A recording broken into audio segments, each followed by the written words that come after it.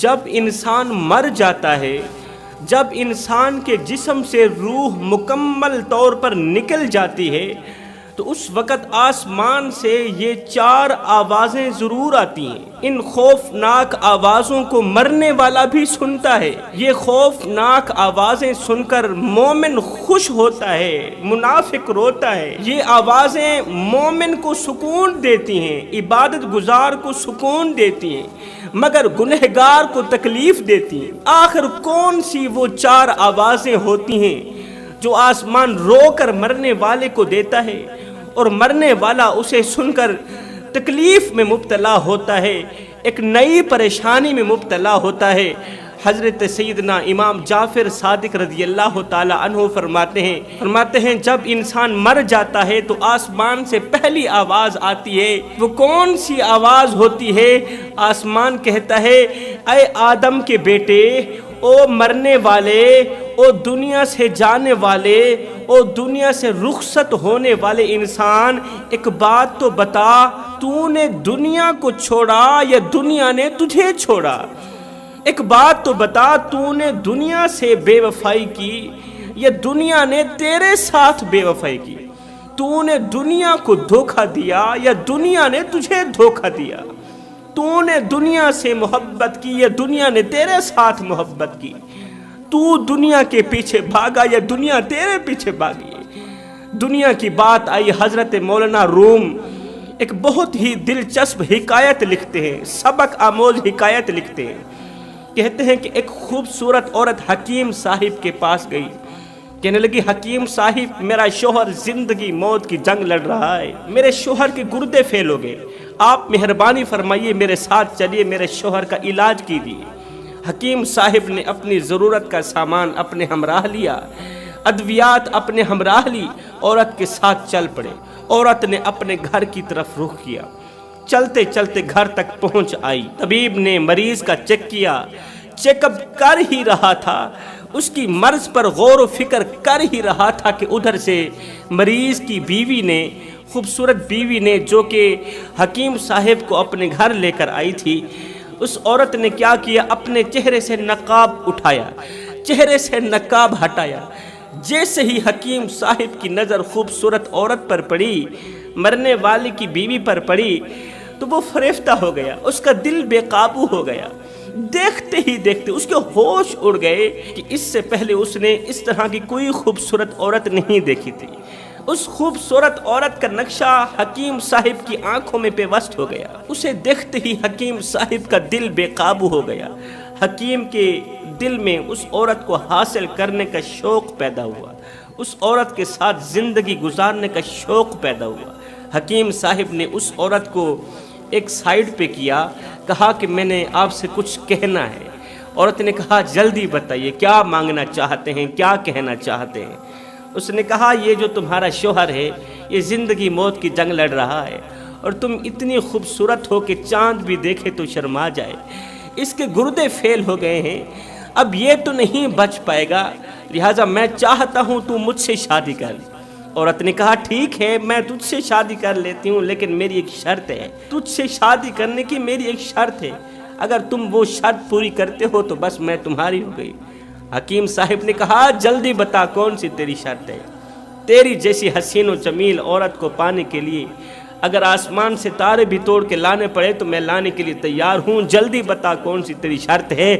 اس نے کہا، میری کوئی لمبی چوڑی شرط نہیں ہے، بس شرط یہ ہے کہ پہلے تو میرے شوہر کو زہر کا ٹیکہ لگا، اسے مار دے، جب یہ مر جائے گا اس کے بعد میں تجھ سے نکاح کر لوں گی، میں تجھ سے شادی کر لوں گی۔ حکیم نے کہا، یہ تو کام بھی آسان ہے۔ حکیم نے فوراً ہی زہر کا ٹیکہ اٹھایا، مریض کو گاڑ دیا، مریض کو زہر کا ٹیکہ لگا دیا۔ اس زہر کے ٹیکے نے مریض کی جان کو اور زیادہ خطرے میں ڈال دیا۔ تھوڑی دیر گزری ہی تھی کہ مریض تڑپتا تڑپتا مر گیا، موت کی دبوچ میں چلا گیا۔ جب مریض مر گیا، جب شوہر مر گیا، اس کے مر جانے کے بعد خوبصورت بیوی نے کیا کیا؟ حکیم صاحب سے نکاح کر لیا، حکیم صاحب سے شادی کر لی۔ اب خوبصورت عورت کے ساتھ خوبصورت لمحات گزرتے چلے جا رہے تھے۔ حکیم بیوی سے بے پناہ محبت کرتا تھا، کیونکہ حکیم کی بیوی دنیا جہان سے بڑھ کر حسین و جمیل تھی۔ اب یہ خوبصورت عورت تھی کون، یہ بھی میں تمہیں بتاتا ہوں۔ کہ یہ عورت کون تھی۔ وقت گزرتا چلا جا رہا تھا، ایک دن حکیم کا جگری دوست تھا، وہ کہیں جا رہا تھا، رات گزارنے کے لیے حکیم صاحب کے گھر آیا۔ حکیم اپنے دوست کو ملا کہ میرا جگری دوست آیا ہے، بیوی کو کہا کہ میرے دوست کے لیے جلدی کرو، کھانا تیار کرو۔ بیوی نے کھانا تیار کیا۔ کھانا تیار کرنے کے بعد حکیم کسی مریض کو دیکھ رہے تھے کہ اس خوبصورت عورت نے کھانا اٹھایا، مہمان کے سامنے رکھا اور اپنے چہرے سے ایک بار پھر سے نقاب اٹھایا، پردہ ہٹایا۔ جیسے ہی اس مہمان نے خوبصورت عورت کا چہرہ دیکھا تو اس کا دل بھی بے قابو ہو گیا، اس کا دل بے چین ہو گیا، بے قرار ہو گیا۔ ایک دم دل میں اس عورت کو حاصل کرنے کا شوق پیدا ہوا، اس عورت کے ساتھ زندگی گزارنے کا شوق پیدا ہوا، ازدواجی زندگی گزارنے کا دل میں شوق پیدا ہوا۔ تو اس شخص نے اس عورت کو کہا کہ اگر تو مجھ سے شادی کر لے، یہ حکیم بڈھا ہے، یہ آج نہیں کل مر جائے گا اور چند دنوں کے اندر اندر ہی یہ مر جائے گا، کیونکہ اتنا تو بوڑھا ہو چکا ہے، یہ کمزور ہو چکا ہے، اس کے ہاتھوں میں وہ دم نہیں جو میرے ہاتھوں میں دم ہے، حکیم کے بازوں میں وہ قوت نہیں ہے کیونکہ یہ بوڑھا ہو چکا ہے، اس کے بازوں میں وہ طاقت نہیں ہے جو میرے بازوں میں طاقت ہے، میں نوجوان ہوں، حسین و جمیل ہوں، خوبصورت ہوں، تیری میری جوڑی بہت ہی خوبصورت لگے گی، کیوں نہ تو مجھ سے شادی کر لے۔ تو اس عورت نے کہا میری ایک شرط ہے، وہ شرط تو پوری کر بس میں تیری ہو گئی۔ اس نے کہا جلدی بتا کون سی تیری شرط ہے، تیرے جیسی حسین و جمیل عورت کو پانے کے لیے اگر خود کو بھی بیچنا پڑ گیا تو میں بیچنے کے لیے تیار ہوں۔ اس نے کہا میری کوئی لمبی چوڑی شرط نہیں ہے، بس شرط یہ ہے اگر تو اس حکیم کو مار دے، اگر یہ حکیم مر گیا تو بس میں تیری ہو گئی۔ اس نے کہا یہ تو کام ہی آسان ہے۔ اس نے حکیم کی دکان سے زہر کی گولی اٹھائی، زبردستی حکیم کو کھلا دی، حکیم صاحب تڑپتا تڑپتا مر گیا۔ خوبصورت عورت نے اس مہمان کو کہا کہ اب مجھے اپنے ساتھ لے جاؤ، مولوی کے پاس چلتے ہیں، نکاح کرواتے ہیں، پھر خوبصورت زندگی گزاریں گے، بڑے مزے کے ساتھ پیار اور محبت والی زندگی گزاریں گے۔ جوان و توجہ طلب بات ہے، آخر یہ عورت ہے کون، آخر یہ خوبصورت ہے کون؟ جہاں بھی جاتی ہے بندے مرواتی ہے، جہاں بھی جاتی ہے نفرتیں پیدا کرتی ہے، جہاں بھی جاتی ہے دشمنی بڑھاتی ہے، جہاں بھی جاتی ہے کدورتیں پیدا کرتی ہے، جدھر کو رخ کرتی ہے ادھر کے لوگ تلوار اٹھانے پر مجبور ہو جاتے ہیں، ادھر کے لوگ ایک دوسرے کا سر قلم کرنے پر مجبور ہو جاتے ہیں۔ آخر یہ عورت ہے کون؟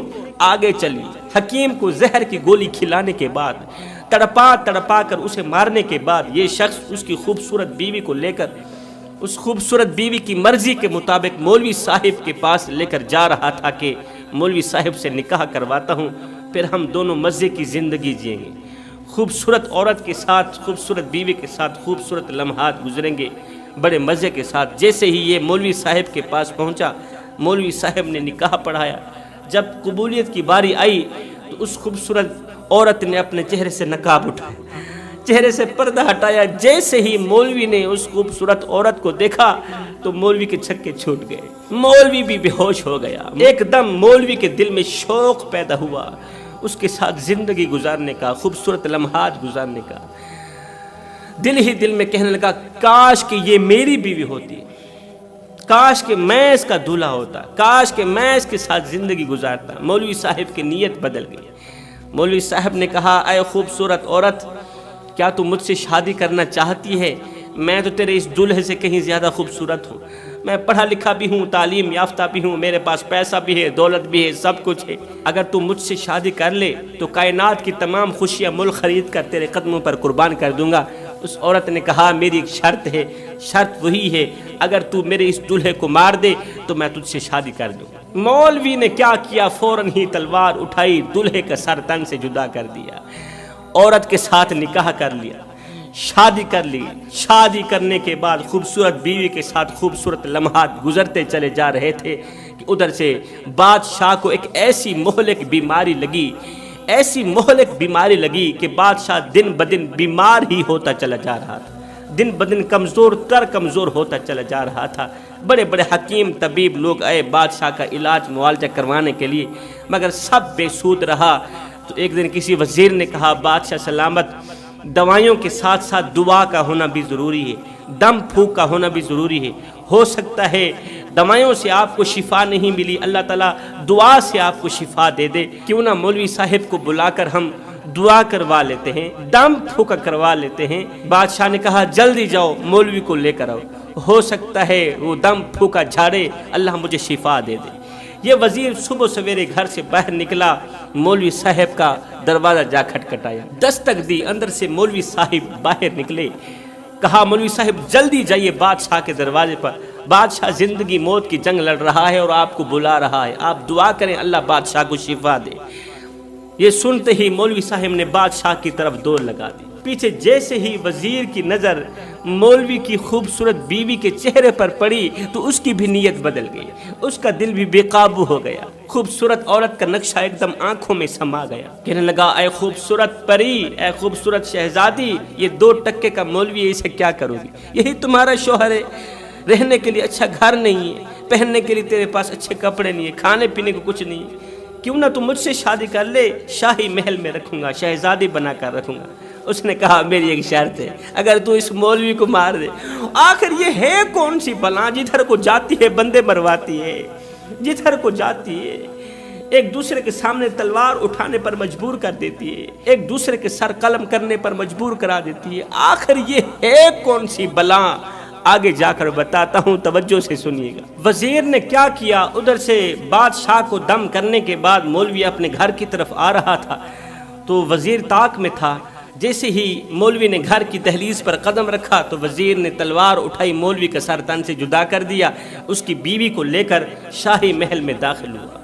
شاہی محل میں داخل ہوا، ہر ایک کی نظر اس کی بیوی پر، ہر ایک کی نظر اس خوبصورت عورت پر۔ اب جیسے ہی بیمار بادشاہ کی نظر اس عورت کے چہرے پر پڑی تو اس کی نیت بھی خراب ہو گئی۔ جیسے ہی بادشاہ نے اس خوبصورت عورت کا چہرہ دیکھا، بس دیکھتا ہی رہ گیا، اس کے چہرے سے بادشاہ کی نظر ہٹتی ہی نہیں تھی۔ بادشاہ اس عورت کو دیکھتا ہوا اپنے تخت سے اٹھا، پوچھنے لگا تو کس کی بیوی ہے؟ کہا میں آپ کے وزیر کی بیوی ہوں۔ کہا اسی وزیر کی بیوی؟ اور اتنی خوبصورت عورت، اس سے پہلے حسن میں نے دیکھا ہی نہیں ہے۔ کیا کمال حسن ہے، کیا کمال خوبصورتی ہے کہ چاند بھی دیکھے شرما جائے۔ ایک دم بادشاہ کی نیت بدلی، بادشاہ کے دل میں اس خوبصورت عورت کو اپنی بیوی بنانے کا شوق پیدا ہوا، اس کے ساتھ زندگی کے 2-4 دن گزارنے کا شوق پیدا ہوا۔ بادشاہ نے کہا اے عورت، علیحدگی میں میری بات سنو۔ دونوں علیحدگی میں چلے گئے۔ بادشاہ نے کہا اس 2 ٹکے کے وزیر کو کیا کرو گی؟ تم مجھ سے شادی کرو نا۔ عورت نے کہا میری ایک شرط ہے، اب بھی اور اسی وقت اگر اس وزیر کا سر تن سے جدا کر دو بس میں تمہاری ہو گئی۔ بادشاہ نے کہا یہ تو کام ہی آسان ہے۔ بادشاہ نے فوراً ہی تلوار اٹھائی، سب کے سامنے اس عورت کے سامنے وزیر کا سر تن سے جدا کر دیا اور اس عورت سے شادی کر لی۔ خوبصورت عورت سے شادی کرنے کے بعد آج رات ان دونوں کی سہاگ رات تھی۔ اسے بھول گئی اپنی مرض، بھول گئی اپنی بیماری، بھول گئی اپنی کمزوری۔ خوبصورت عورت کو دیکھتے ہی وہ جوان ہو گیا، اس کا خوبصورت چہرہ دیکھتے ہی ایک بار پھر سے اس کے اندر کی جوانی رقص کرنے لگی۔ اسے بھول گئی اپنی بیماری۔ کمرہ تیار کیا گیا سہاگ رات کے لیے۔ قصہ مختصر جوانوں، اب بتانے لگا ہوں کہ وہ خوبصورت عورت اصل میں کون تھی، جو بندے مرواتی ہے، جو نفرتیں پھیلاتی ہے، جو کدورتیں پھیلاتی ہے، جو جدھر کو جاتی ہے ایک دوسرے کو مروانے پر مجبور کر دیتی ہے، ایک دوسرے کے سر قلم کرنے پر مجبور کر دیتی ہے۔ اس کا چہرہ تو خوبصورت ہے لیکن اس کا دل خوبصورت نہیں ہے۔ آخر یہ ہے کون سی بلا؟ اب بادشاہ اور اس کی خوبصورت بیوی دونوں اکٹھے سوئے ہوئے ہیں تو بادشاہ نے پوچھ لیا اے حسن کی ملکہ شہزادی، اپنا تعارف تو کرا، تیرا نام کیا ہے؟ اس نے کہا میرا نام پوچھ کے کیا کرو گے؟ کہا تیری عمر کتنی ہے؟ اس نے کہا میری زندگی اتنی ہے کہ میں نے اپنی زندگی میں کروڑوں لوگوں کو مروایا ہے، اپنی زندگی میں اپنے ہاتھوں سے میں نے کروڑوں لوگوں کو مروایا ہے، ایک آپ رہ گئے تھے، آپ کو بھی مروانے آ گئے۔ ایک دم بادشاہ کی آنکھ کھلی، کہا یہ تم کیا کہہ رہے ہو؟ تیری جرت کیسے ہوئی بادشاہ کے سامنے اس طرح کے الفاظ بولنے کی؟ اس نے کہا میں سچ کہہ رہی ہوں، میری عمر اتنی لمبی ہے کہ میں نے اپنی زندگی میں کروڑوں سے بھی بڑھ کر لوگوں کو مروایا ہے، کروڑوں لوگوں کی زندگی اجاڑی، کروڑوں لوگوں کی آخرت برباد کی، ایک آپ رہ گئے تھے، آپ کی آخرت برباد کرنے بھی آ گئی۔ بادشاہ نے کہا او بلا، بتا تو صحیح تیرا نام کیا ہے؟ اس نے کہا میرا نام دنیا ہے، میرا نام دنیا ہے، جو میرے پیچھے بھاگتا ہے، جو میرے پیچھے بھاگا وہی مارا گیا، جو میرے پیچھے بھاگا وہی مارا گیا، تباہ ہو گیا، برباد ہو گیا، اس کی دنیا تو اجڑی، اس کی آخرت بھی اجڑ گئی۔ جو میرے پیچھے بھاگا، میں دنیا ہوں، دھوکے کے سوا میرے پاس کچھ نہیں ہے، فراڈ کے سوا میرے پاس کچھ نہیں ہے، دھنگا فساد کے سوا میرے پاس کچھ نہیں ہے، قتل و غارت کے سوا میرے پاس کچھ نہیں ہے۔ میں دنیا ہوں، میں دھوکے کا گھر ہوں، میں مچھر کا پر ہوں، میں مکڑی کا جالا، میں غدار، میں مکار۔ اگر تم میری محبت میں گرفتار ہو جاؤ گے تو تم بھی تباہ و برباد کر دیے جاؤ گے۔ جوانوں، اس دنیا کے کئی رنگ ہیں، ایک رنگ نہیں، اس دنیا کے کئی رنگ ہیں، کئی چہرے ہیں، مختلف چہروں سے یہ تمہارے سامنے آتی ہے، مختلف روپ دھار کے یہ تمہارے سامنے آتی ہے اور تمہیں ورغلاتی، تمہیں اپنے شکنجے میں دیتی ہے۔ خدا را اس دنیا کی قید میں مت آنا، اس دنیا کے شکنجے میں مت آنا۔ تو فرمایا جو دنیا سے محبت کرتا ہے، جو دنیا سے پیار کرتا ہے، عشق کرتا ہے، جو دنیا کے بغیر زندہ نہیں رہ سکتا، آج وہ مر رہا ہے، اس کے جسم سے روح نکل گئی ہے، آسمان دیکھتا بھی ہے، رو کر کہتا ہے او تیرا ستیہ ناس ہو، مجھے اتنا تو بتا دے کہ تو نے دنیا کو چھوڑا یا دنیا نے تجھے چھوڑا، تو نے دنیا سے دھوکہ کیا یا دنیا نے تیرے ساتھ دھوکہ کیا؟ نہیں، دنیا نے تیرے ساتھ دھوکہ کیا ہے، نہیں، دنیا نے تجھے چھوڑا، تو نے دنیا کو کہاں چھوڑا؟ تو دنیا کے پیچھے بھاگتا چلا جا رہا تھا، اپنی آخرت برباد کرتا چلا جا رہا تھا۔ فرمایا جب انسان کا جنازہ اٹھتا ہے، جب مرنے والے کا جنازہ لے کر لوگ جا رہے ہوتے ہیں نا، تو آسمان رو کر کہتا ہے اے ابن آدم، اے مرنے والے انسان، آج تو ایک ایسے سفر کو جا رہا ہے کہ کبھی واپس لوٹ کر نہیں آئے گا۔ آج تو ایک ایسے خوفناک گھر کے اندر جا رہا ہے جس کے اندر کیڑے ہی کیڑے ہیں، جس کے اندر بچھو ہی بچھو ہیں، جس کے اندر اندھیرا ہی اندھیرا ہے، اندھیرے کے سوا کچھ بھی نہیں ہے۔ وہ گھر جس نے بڑوں کو خوف زدہ کر دیا، بڑوں کو ڈرا کے رکھ دیا، بڑوں کو چیخو پکار کرنے پر مجبور کر دیا۔ میرے رسول کریم صلی اللہ علیہ وسلم نے فرمایا جب انسان قبر میں جاتا ہے تو دو صورتوں میں پچھتاتا ہے۔ پہلی صورت، اگر وہ نیکوکار ہوتا ہے تو اس بات پر پچھتاتا ہے کہ وہ اور زیادہ نیکیاں کیوں نہ کر سکا، اور اگر وہ گنہگار ہوتا ہے تو اس بات پر پچھتاتا ہے کہ وہ توبہ کیوں نہ کر سکا۔ فرمایا جب انسان کو دفن کرتے ہیں، اللہ اکبر، اس وقت آسمان بھی کہتا ہے، زمین بھی کہتی ہے، زمین کہتی ہے کیا تو وہی نہیں ہے جو میرے اوپر اکڑ کر چلا کرتا تھا؟ آسمان کہتا ہے کیا تو وہی نہیں ہے جو میرے نیچے فخر کرتا تھا، غرور کرتا تھا، میں کرتا رہتا تھا، دولت کی آڑ میں آ کر، دولت کے گھمنڈ میں آ کر تو کہتا تھا میں ہوں، مجھ سے بڑا کوئی اور نہیں ہے، مجھ سے بڑا کوئی طاقتور نہیں ہے۔ تو خود کو دوسروں سے افضل سمجھتا تھا اور دوسروں کو خود سے کم تر سمجھتا تھا۔ وہ مرنے والے، وہ قبر کے اندر جانے والے، بتا تو صحیح آج تیرے اندر کی وہ میں کہاں چلی گئی؟ آج تیرے اندر کا وہ تکبر کہاں چلا گیا؟ حضرت سیدنا علی المرتضیٰ شیر خدا سے پوچھا گیا، حضرت ہر رکعت کے بعد ایک قیام ہے، ایک رکوع ہے، مگر سجدے دو کیوں ہیں؟ سجدے دو کیوں ہیں؟ رکوع ایک ہے، قیام ایک ہے، دو سجدے کیوں؟ تو حضرت علی نے فرمایا دو سجدے اس لیے ہیں کہ جب تم پہلا سجدہ کرتے ہو، پہلی مرتبہ سجدے میں جاتے ہو، جب تم اپنا قیمتی سر، قیمتی پیشانی خاک پر رکھتے ہو نا، تو قرآن پکار کر کہتا ہے منہا خلقناکم، تم اسی مٹی سے پیدا کیے گئے، منہا خلقناکم، تم اسی مٹی سے بنے ہو۔ اور جب تم دوسری مرتبہ سجدہ کرتے ہو، ایک مرتبہ سجدہ کرنے کے بعد جب تم دوسری بار سجدہ کرتے ہو، اپنا قیمتی سر، اپنی قیمتی پیشانی خاک پر رکھتے ہو نا، تو وہی آیت آگے کی طرف بڑھتی ہوئی کہتی ہے وَفِيهَا نُعِيدُكُمْ، اور اسی مٹی میں تم نے چلے جانا، اسی مٹی میں واپس چلے جاؤ گے۔ تو فرمایا پہلا سجدہ تمہاری ولادت کی یاد دلاتا ہے، دوسرا سجدہ تمہاری موت کی یاد دلاتا ہے، اور دونوں سجدوں کے درمیان جو مختصر سا قیام ہے اسے زندگی کہا جاتا ہے۔ آتے ہوئے اذاں ہوئی، جاتے ہوئے نماز، کتنے قلیل وقت میں آئے گزر گئے۔